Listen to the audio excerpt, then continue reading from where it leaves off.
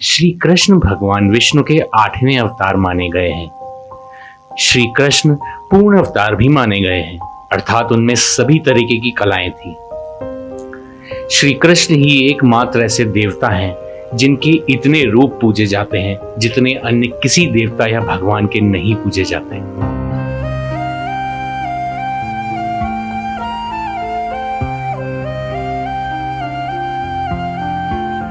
अगर देखा जाए तो भगवान श्री कृष्ण ने अपने बचपन से लेकर मृत्यु तक इतने अलग अलग रंग और रूप दिखाए हैं, इतनी अलग अलग लीलाएं करी हैं कि लोगों की उनके बारे में इतनी जिज्ञासा रहती है जितनी अन्य शायद ही किसी देवता के बारे में रहती हो। हम सभी को उनके बारे में जानने की बड़ी उत्सुकता रहती है कि वो कैसे दिखते थे, उनके हाव भाव कैसे थे। इस वीडियो में हम इसी की चर्चा करेंगे।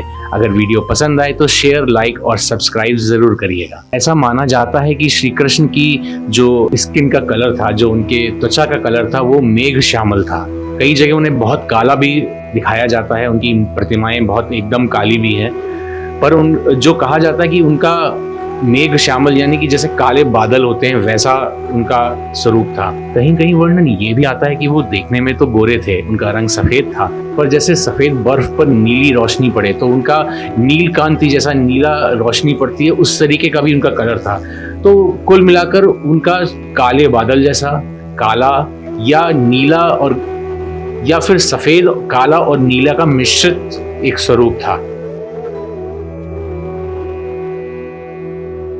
उनकी आंखों के बारे में कहा जाता है कि वो बहुत ही बड़ी बड़ी और कमल नयन जैसी उनकी आंखें थी। जो उनकी आंखों को एक बार देख लेता है फिर वो कुछ और देखने के लायक नहीं बचता, मतलब कि उसको कुछ और देखने का मन ही नहीं करता। उसका सब तरफ से मन हट जाता है, वो सिर्फ और सिर्फ श्री कृष्ण की आंखों में देखना चाहता है। कहीं कहीं पर यह भी वर्णन है कि जैसे 14-15 साल की आयु में एक लड़कों का शरीर होता है पतला, वैसे ही उनका भी शरीर पतला था। लेकिन श्री कृष्ण योग के गुरु थे। जी हाँ, योग की विद्या उन्होंने ही दी थी और कलरीपट्टू विद्या में वो पारंगत थे। दक्षिण भारत में आज भी वो विद्या सिखाई जाती है, कलरीपट्टू। इसके जनक भी वही माने जाते हैं। तो इस वजह से जब कभी लड़ाई का समय होता था, युद्ध का समय होता था, तो उनका शरीर बहुत ही कठोर हो जाता था, बहुत ही विस्तृत और कठोर हो जाता था।